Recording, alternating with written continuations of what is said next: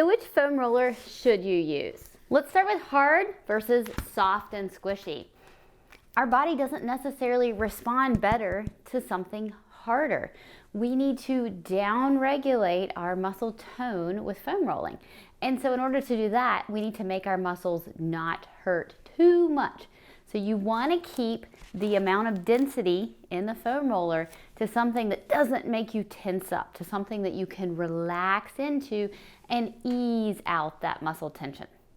Rounds versus bumpy. So which of these foam rollers should you use? Well, it depends on what you're going for. This foam roller is incredible at getting your paraspinal muscles, all right? Because of these little ridges, it's so good at getting into muscles. So you can see if I use a roller with an open ridge like this, it's going to get those paraspinal muscles versus putting a lot of pressure on the spine itself. This is amazing for maybe somebody who needs to use precautions, like with osteoporosis, or just somebody wanting to get into those paraspinal muscles more. When you use a flat foam roller like this, you're gonna hit more in the spine versus getting that paraspinal muscle.